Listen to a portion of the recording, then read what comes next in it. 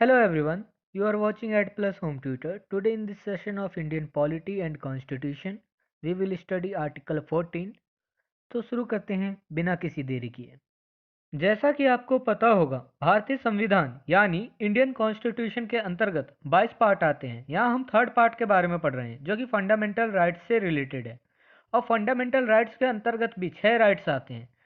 छह राइट्स में से यहाँ पे हम राइट टू इक्वलिटी जो कि पहला राइट है उसके बारे में पढ़ेंगे। राइट टू इक्वलिटी के अंतर्गत आर्टिकल 14 के बारे में हम यहाँ पे पढ़ रहे हैं। तो आर्टिकल 14 जो है मैं इसे इस तरीके से कुछ समझाऊंगा आपको। पहले मैं इसे इंग्लिश में रीड करूंगा और फिर से इसे हिंदी में आपको पूरा मीनिंग समझाऊंगा, एक्सप्लेन करूंगा ताकि आपको चीज़ें ज़्यादा से ज़्यादा समझ में आ सकें। Article 14 of the Constitution provides that the state shall not deny any person equality before the law or equal protection of the laws within the territory of India.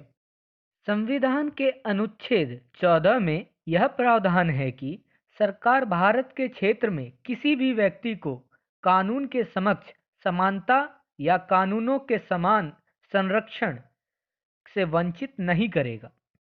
Normal way में आप इसे ऐसा कह सकते हैं, कोई भी व्यक्ति हो उसे कानून का अधिकार होगा। अगर उसके साथ कुछ गलत हो रहा है वो तो कानून का सहारा ले पाएगा।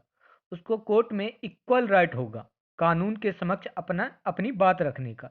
तो ये कहने का मतलब है exception to the provision of equality before law allowed by the constitution are. भारतीय संविधान द्वारा कानून के समक्ष समानता यानी इक्वलिटी बिफोर लॉ के प्रावधान में कुछ अपवाद भी आते हैं। हम यहाँ उन सभी अपवाद को एक एक करके पढ़ेंगे। पहला अपवाद, द प्रेसिडेंट और the governor of a state is not answerable to any court for the exercise and performance of the powers and duties of his office. राष्ट्रपति या किसी राज्य का राज्यपाल अपने कार्यालय की शक्तियों और कर्तव्यों के प्रयोग और प्रदर्शन के लिए किसी भी अदालत के प्रति जवाबदेह नहीं होता है। आप भी देखते होंगे राष्ट्रपति या फिर राज्यपाल जो होते हैं स्टेट के, वो भी कुछ भी काम करते हैं तो वो किसी को अपना जवाब नहीं देते कि वो क्या कर रहे हैं क्या नहीं कर रहे हैं। तो किसी भी कोर्ट में जवाबदेह नहीं होंगे अपने कार्यकाल के लिए, क्योंकि उनका पद कहा जाए तो एक हद में कि सबसे ऊपर उनका पद होता है। अपवाद number second, no criminal proceeding can be instituted और कंटिन्यूड अगेंस्ट द प्रेसिडेंट और a governor in any court during his term of office. राष्ट्रपति या राज्यपाल के कार्यकाल के दौरान किसी भी अदालत में उनके खिलाफ कोई आपराधिक कार्यवाही शुरू या जारी नहीं रखी जा सकती।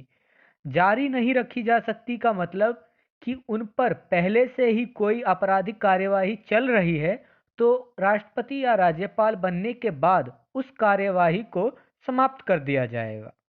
अपवाद number 3, no civil proceeding in which relief is claimed against the president और the governor of a state can be instituted during his term of office in any court in respect of any act done by him in his personal capacity without a prior notice of 2 months.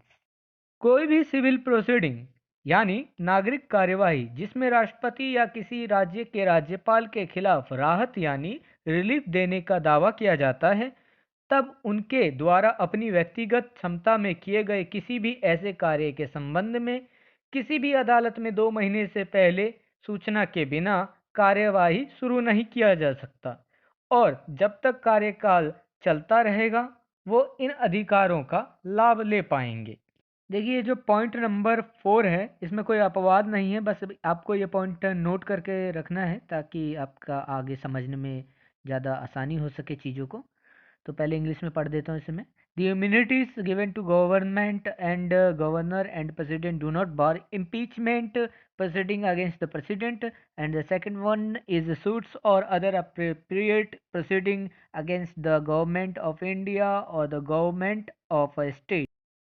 देखिए ये जो जितने भी immunities दिए जाते हैं राष्ट्रपति को, चाहे राज्य के राज्यपाल को, चाहे केंद्र सरकार को, चाहे राज्य सरकार को, तो इनसे जो है इन पे कुछ चीज़ों पे फर्क नहीं पड़ता। वो है इम्पीचमेंट।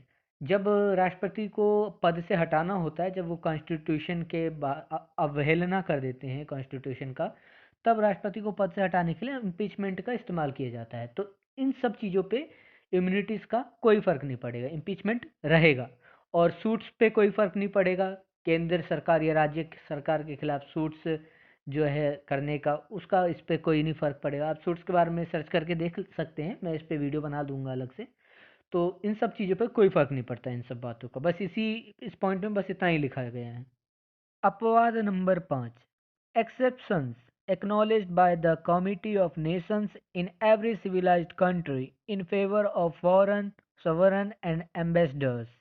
जब हम इक्वलिटी बिफोर लॉ की बात करते हैं, तब प्रत्येक सभ्य देश में राष्ट्रों के समुदाय द्वारा विदेशी शासकों और राजदूतों के लिए कुछ विशेष प्रावधान किए जाते हैं। अब पूछो ऐसा क्यों? देखिए, वो किसी देश से आए हैं और हमारे देश में यह कहा जाता है कि अतिथि देवो भव, तो ऐसा बनता है कि उनको हम प्रोटेक्शन दें थोड़ा बहुत ज़्यादा, ठीक है। और विदेशी देशों से रिश्ते मजबूत करने के लिए ये सब किया जाता है, ताकि उनसे मनमुटाव ना हो विदेशी देशों से। तो ये ज़रूरी है इन सब बातों का ध्यान में रखना। अपवाद number 6, the guarantee of equal protection is a guarantee of equal treatment of person equal circumstances permitting differentiation in different circumstances। यहाँ समान सुरक्षा की गारंटी समान परिस्थितियों में व्यक्तियों के समान व्यवहार की गारंटी से है, परंतु समान सुरक्षा विभिन्न परिस्थितियों में भेदभाव की अनुमति देती है। मान लीजिए एक और राष्ट्रपति है और एक और आप हैं, तो आप खुद से तुलना कर लीजिए कि राष्ट्रपति को कहीं ना कहीं आपसे ज़्यादा सुरक्षा दिए जाता है, उनके पास सिक्योरिटी वगैरह ज़्यादा होती है, प्रधानमंत्री के पास जैसे होता है। तो ये सारी चीज़ें है कि परिस्थितियों को देखकर सुरक्षा में थोड़ा डिफरेंशिएशन कर सकते हैं सिस्टम। तो बस इतना ही है इस आर्टिकल में। If this video is helpful for you, then please subscribe channel and click the bell icon and select all option for the further notification, and not forget to like and share.